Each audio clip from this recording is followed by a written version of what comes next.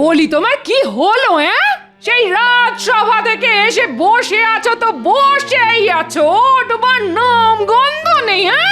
আর কি বলবো বলো গিন্নি, এখন থেকে তো বসেই থাকতে হবে। বসে থাকতে হবে মানে? রাজসভার চাকরিটা চলে গেছে গিন্নি। তোমার মাথাটা কি একেবারে খারাপ হয়ে গেছে নাকি? না গো না, মাথা আমার খারাপ হয়নি, যা বলছি সত্যি বলছি। আমার আর চাকরি নেই গিন্নি, যে কটা জমানো টাকা পয়সা আছে সব মনে হচ্ছে এবার ভেঙে খেতে হবে। দূর দূর দূর, কি যে সংসারে এসে পড়েছি আমার কপাল জানে, আজকে আমাকে এই দিনও দেখতে হলো।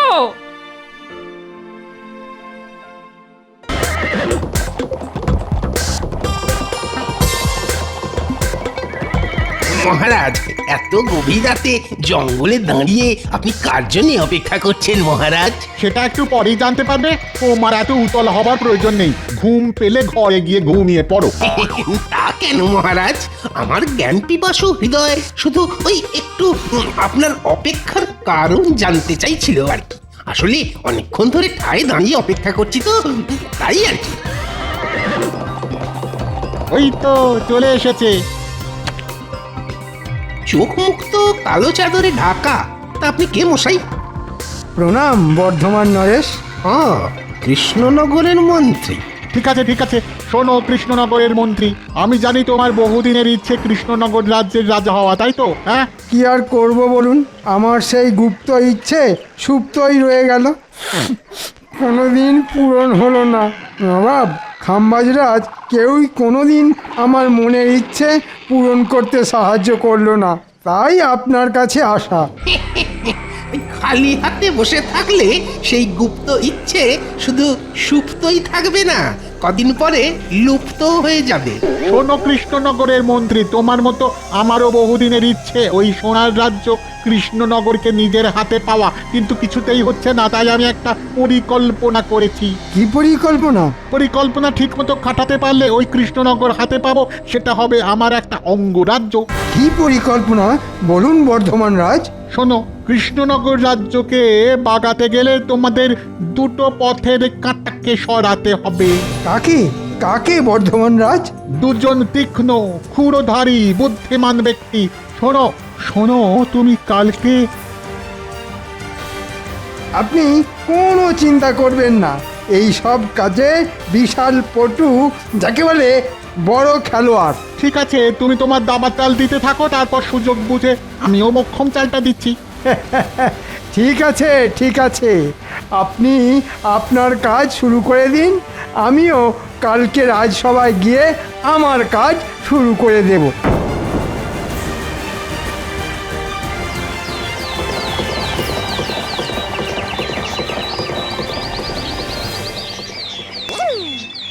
ধুর ধুর, ভালো লাগে না। গিন্নি সকাল সকাল একটা এত বড় থলে হাতে ধরিয়ে বলে দিল বাজার নিয়ে এসো। টাকাগুলো যেন খোলামকুচির মতো উড়িয়েই দিল। এই সকাল সকাল এটা কেনে বাবা, ঘোড়া ছুটি আসছে। চেহারার গঠন কাঠামো তো একটা মন্ত্রীমশাইয়ের মতো মনে হচ্ছে।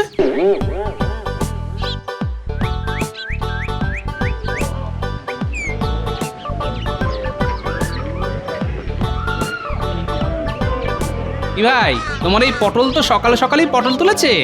আর কি করবো বলো তো গোপাল দাদা, দিনকাল তো খুব খারাপ, বাজারে একদম টাটকা সবজির আমদানি কমে গেছে গো। ঠিক আছে, বেছে বেছে একশের আধমারা পটল দাও দেখি। নেই মামার চেয়ে কানা মামাই ভালো, মরা পটলের চেয়ে আধমারা ভালো। তা কত দাম হলো? গোপাল দাদা গো, মাত্র 2 টাকা। হ্যাঁ, সে কি এই টেসে যাওয়া পটল 2 টাকা? না না, অত দাম দিতে পারবো না, 1 টাকা দিচ্ছি। কি আর বলবো বলো, সকাল সকাল বউনি হয়নি তো, দাও দাও 1 টাকাই দাও।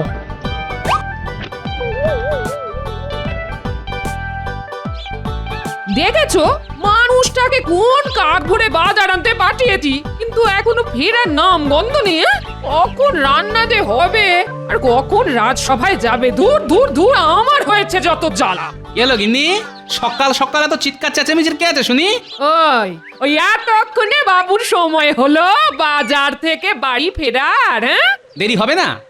এমনিতেই এই টাকফাটা আগুন গরম, তার উপর বাজারেও আগুন দাম, দেরি তো হবেই। তা বাজার থেকে কি এনেছো দেখি? এই নাও ধরো। উমাই কি কি সর্বনাশ! এ কি বাজার করেছো তুমি? কেন কি আবার হলো? তুমি যা যা আনতে বলেছিলে তাই তাই এনেছি। আলু, পটল, লঙ্কা। পচা আলু, মোড়া পটল আর শুকনো লঙ্কা! মস্করা হচ্ছে নাকি আমার সঙ্গে? মস্করা! এইসব গরু ছাগলের খাবার তুমি সংসারের জন্য এনেছো? কি আর করবো বলো গিন্নি, বাজারে সবকিছুর যে আগুন দাম, তোমাকে এই দিয়েই রান্না করতে হবে, বুঝলে? বাবু আবার রাজসভায় চাকরি করে, তাতেই এই অবস্থা। যদি অন্য কিছু করতো তাহলে তো মনে হয় খেতেই পেতাম না। ধুর তোর! অত কথা না বাড়িয়ে তাড়াতাড়ি কিছু একটা রান্না করো, আমি স্নানে গেলাম।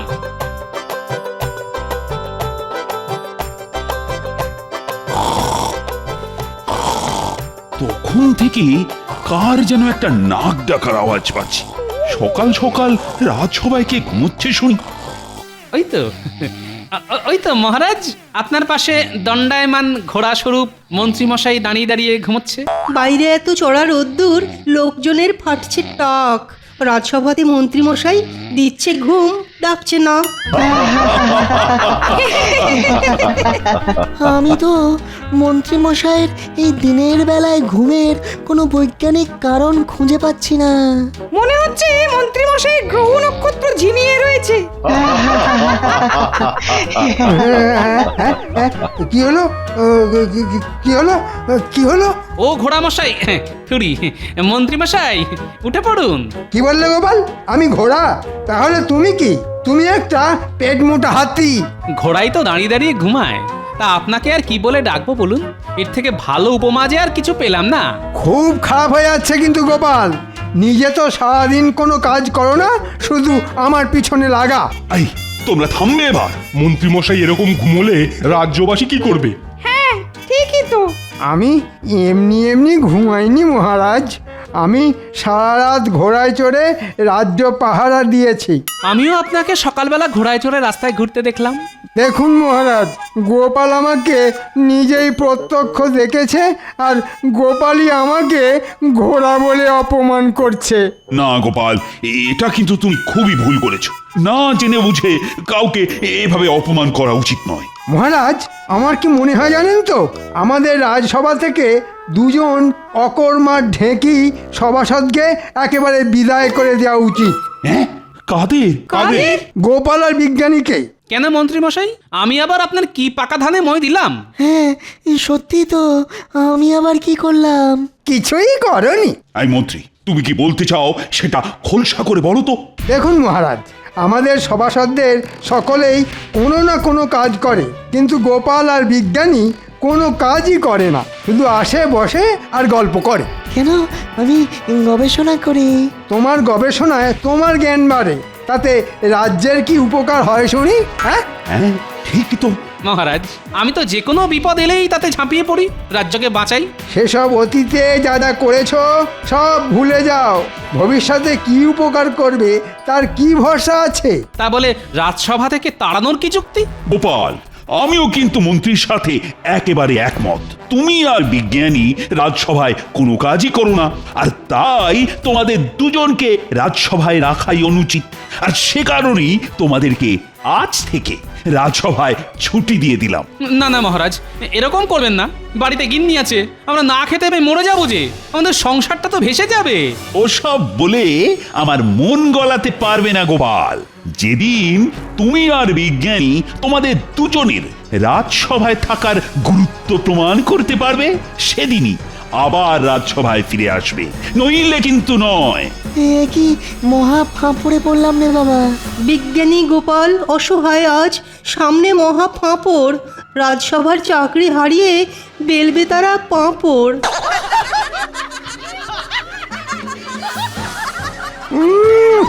এমন পেঁচ দিয়েছি একেবারে সব দিশাহারা হয়ে গেছে। বিজ্ঞানী গোপাল বিদায়। এখন শুধু মহারাজকে সরিয়ে আমাকে সিংহাসনে বসতে হবে। বাবা, আমি হলাম মন্ত্রী, সব সভাসদদের মধ্যমণি আমি ষড়যন্ত্রী। আজকের মতো রাজসভা তাহলে এখানেই সমাপ্তি ঘোষণা করা হলো। এটা কিন্তু খুব খারাপ হলো মন্ত্রী মশাই। আমি যথেষ্ট সততার সাথে রাজসভার দায়িত্ব পালন করি, কিন্তু আপনি আজ আমাকে মহারাজের কাছে ছোট করলেন। আমি আর বলার কে গোপাল, সবই ওপরওয়ালার ইচ্ছে। জয় ঠাকুর, জয় ঠাকুর। গোপাল, আমার মনে হয় এ রাজ্যে বসে আর গবেষণা করা হলো না। কত কিছু ভেবেছিলাম, কিন্তু সব চলে চলে গেল গোপাল। চলে আসুন বিজ্ঞানী, বেশি কথা বাড়িয়ে লাভ নেই। ভাগ্যে থাকলে আমরা নিশ্চয়ই আবার সসম্মানে রাজসভায় ফিরে আসতে পারবো। হ্যাঁ, চলো চলো গোপাল, চলো।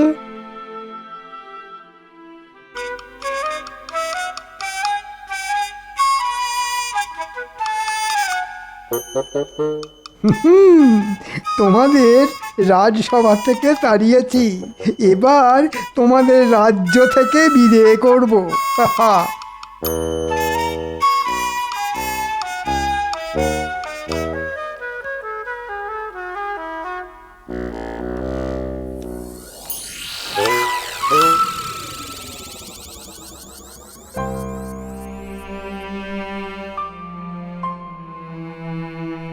বলি তোমার কি হলো?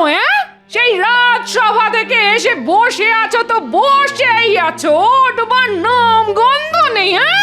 আর কি বলবো বলো গিন্নি, এখন থেকে তো বসেই থাকতে হবে। বসে থাকতে হবে মানে? রাজসভার চাকরিটা চলে গেছে গিন্নি। তোমার মাথাটা কি একেবারে খারাপ হয়ে গেছে নাকি? না গো না, মাথা আমার খারাপ হয়নি, যা বলছি সত্যি বলছি। আমার আর চাকরি নেই গিন্নি, যে কটা জমানো টাকা পয়সা আছে সব মনে হচ্ছে এবার ভেঙে খেতে হবে। দূর দূর দূর, কি যে সংসারে এসে পড়েছি আমার কপাল জানে। আজকে আমাকে এই দিনও দেখতে হলো।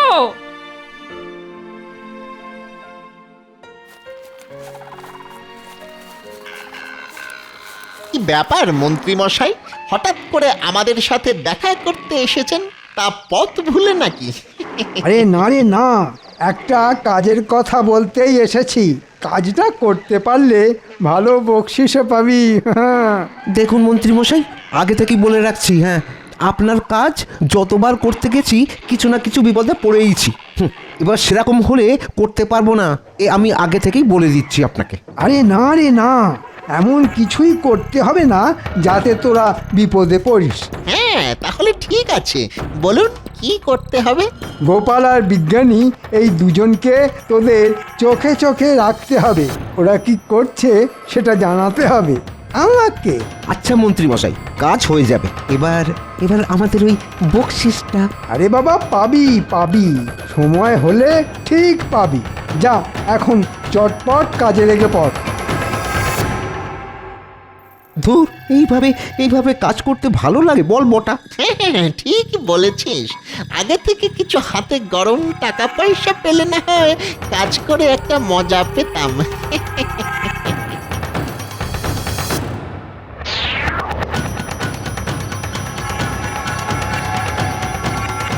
ওরে বটা, গোপাল তো ওই বিজ্ঞানীর বাড়িতেই ঢুকছে রে, আমাদের খাটুনিটা কমে গেল। হ্যাঁ, তা যা বলেছিস।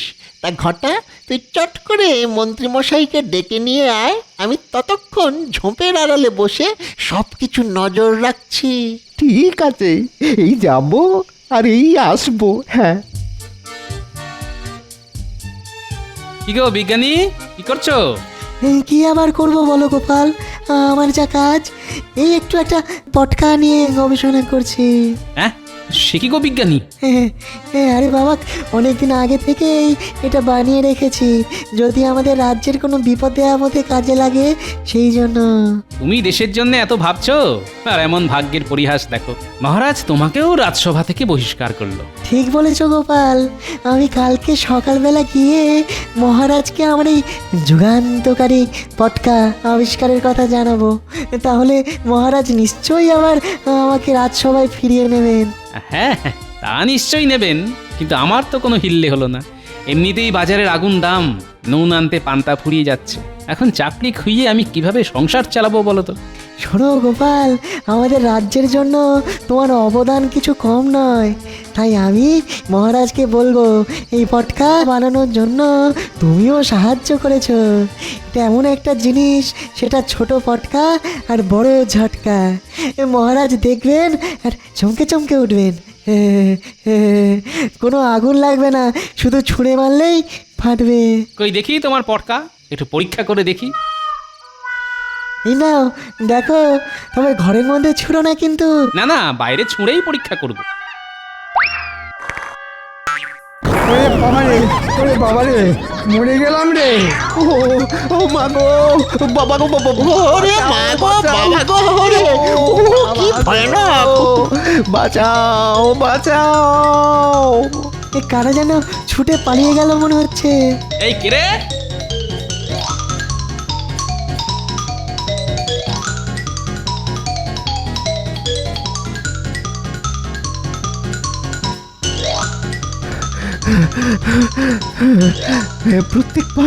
প্রত্যেকবার আপনার সাথে এসে কোনো না কোনো বিপদে পড়েই যাই। ঠিক আছে, ঠিক আছে, তোরা বাড়িতে যা, বাড়িতে যা। এবার গোপাল আর বিজ্ঞানী যা ব্যবস্থা করার আমি করব। যা যা, বাড়িতে যা, বাড়িতে যা।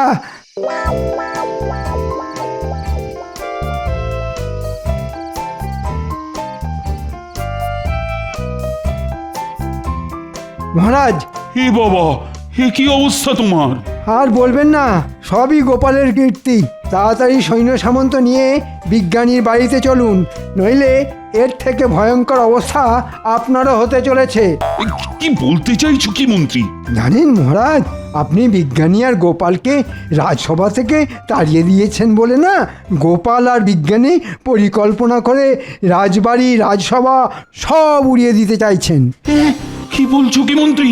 চলো তো, প্রহরী, প্রহরী, বলুন মহারাজ। চলো চলো, এক্ষুনি চলো। তোমাকে আমার সাথে বিজ্ঞানীর বাড়িতে যেতে হবে। যথা আজ্ঞা মহারাজ। তাহলে বিজ্ঞানী, কালকে এই পটকা নিয়ে রাজসভায় যাব। না, রাজসভায় ফিরে আসার স্বাদ আর কোনোদিনও পূর্ণ হবে না গোপাল। তুমি কি ভেবেছো তুমি আর বিজ্ঞানী রাজসভা উড়িয়ে দেবে? হ্যাঁ, সে স্বপ্ন কোনোদিনও পূর্ণ হবে না গোপাল। এ কি মহারাজ, মন্ত্রীমশাই আপনারা এখন? কেন, তোমাদের গোপন পরিকল্পনা ধরে ফেলায় খুব চমকে গেছে মনে হচ্ছে। কি যাতা বলছেন মন্ত্রীমশাই? বিজ্ঞানী তো ভেবেছিল এই ছোট ছোট পটকাগুলি মহারাজকে দেখাবেন, তাহলে আমাদের রাজ্যের সুরক্ষায় অনেক সুবিধে হবে। হ্যাঁ মহারাজ, আজ সকালে মন্ত্রীমশাই বলেছিলেন না যে আমি কিছুই করি না, কিন্তু সেটা একদম ভুল কথা মহারাজ। আমি এই ছোট পটকা আবিষ্কার করেছি যাতে খুব সহজেই বড় সেনাবাহিনীকে আটকে রাখা সম্ভব। হ্যাঁ, ওসব কথা বলে মহারাজকে বোকা বানাতে পারবে না বিজ্ঞানী। আমি খুব ভালো করে বুঝতে পারছি, গোপাল আর বিজ্ঞানী মিলে অনেক বড় ষড়যন্ত্র করেছো। বিশ্বাস করুন মহারাজ, আমি আপনার নুন খেয়েছি। আমি কোনোদিনও আপনার কোনো সর্বনাশের কথা ভাবতেই পারি না, বিশ্বাস করুন। চুপ! তোমাদের হাড়ে হাড়ে চেনা হয়ে গেছে আমার। আজ এক্ষুনি তোমরা পোঁটলা পুঁটলি গুটিয়ে রাজ্য থেকে বেরিয়ে যাও। আর কোনোদিনও যদি রাজ্যে ফিরে আসো, তাহলে তোমাদের দুজনকেই আমি শুলে চড়াবো। কথাটা মনে থাকে যেন। হ্যাঁ, ও গোপাল, এবার কি হবে? সবই ভাগ্যের পরিহাস বিজ্ঞানী, ভাগ্যের পরিহাস। যে মহারাজ একদিন আমার গলায় মুক্তোর মালা পরিয়ে দিয়েছিলেন, তিনি আজ আমাকে রাজ্য থেকে তাড়িয়ে দিচ্ছেন। সেই গোপাল, এবার তুমি কি করবে? তোমার তো সংসার আছে। দেখি, গিন্নিকে আপাতত শ্বশুর বাড়িতে পাঠিয়ে দেব, তারপর অন্য রাজ্যে কোনো একটা কাজের বন্দোবস্ত হলে গিন্নিকে আবার ডেকে নেব। ঠিক বলেছ। ঠিক আছে, তুমি তোমার গিন্নিকে জানিয়ে চলো, আমিও আমার পোটলা পুটলি নিয়েই বেরোচ্ছি। হ্যাঁ, আমাদের দুজনকেই যখন রাজ্য ছাড়া হতে হবে, তখন চলো দুজনে একসাথেই যাই।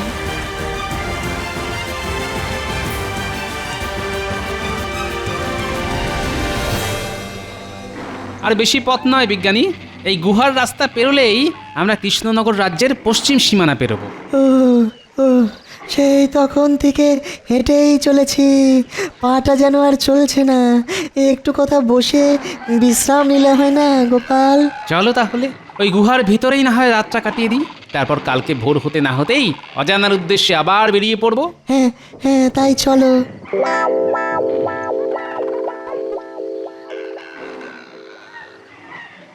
মন্ত্রী, আর শুধুমাত্র এই গুহাটা পেরোতে পারলেই আমরা কৃষ্ণনগরের সীমান্তে প্রবেশ করব। তারপর এই কৃষ্ণনগর রাজ্য হবে আমাদের।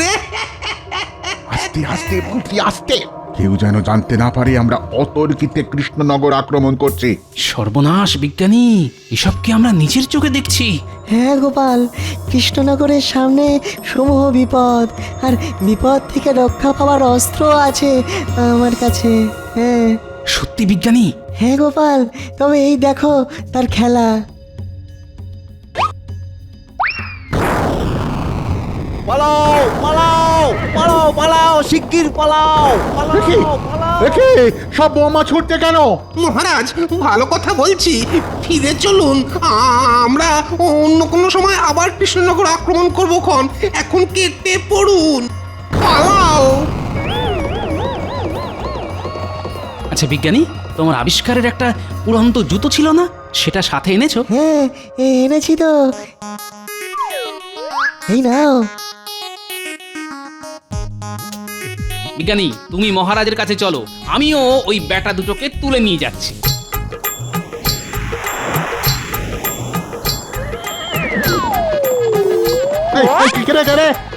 ছাড়ো ছাড়ো ছাড়ো বলছি, ছাড়ো, খুব খারাপ হয়ে যাচ্ছে কিন্তু। ওপর থেকে এখন ছেড়ে দিলে না, এখানেই ফুটুস দুম হয়ে যাবেন আপনারা। তাই যেখানে ছাড়ার ঠিক সেখানেই ছাড়বো। এখন চুপচাপ আমার সাথে চলুন।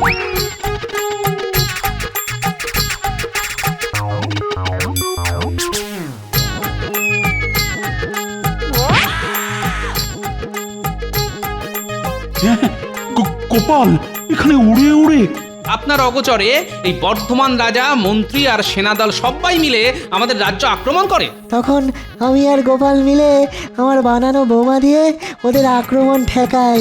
সব সেনারা পালিয়েছে, শুধু এদেরকে ধরে এনেছে গোপাল। হ্যাঁ, আমার মাতৃভূমি বলে কথা। তা রাজ্য যখন বিপদে, তখন তাকে না রক্ষা করে কি করে যাই বলুন তো মহারাজ? সব সব হয়েছে ওই মন্ত্রীটার জন্যে। ও বলল ঠিক কায়দা করে গোপাল আর বিজ্ঞানীকে কৃষ্ণনগর রাজ্য থেকে সরিয়ে ফেলবে, আর রাজ্য হাতাবো আমরা। সব পরিকল্পনায় জল ঢেলে দিল। মন্ত্রীর এত বড় সাহস! দেখলেন মহারাজ, আমরা নির্দোষ, শুধু শুধু আমাদের ফাঁসানো হয়েছে। আজ আমি মন্ত্রীকে ছাড়বো না, বেটাকে মেরেই ফেলবো। প্রহরী, তুমি এই বর্ধমান রাজার মন্ত্রীকে বেঁধে রাখো, আর মন্ত্রীকে আজ আমি উচিত শিক্ষা দেব। আর গোপাল বিজ্ঞানী, তোমরা আমায় ক্ষমা করো। ভুল বুঝে আমি তোমাদেরকে অনেক কথা বলেছি, কিছু মনে করো না যেন। আজকে থেকে তোমরা আবার সসম্মানে রাজসভায় আসবে। তোমাদের এই উপকার আমি কোনোদিনও ভুলবো না।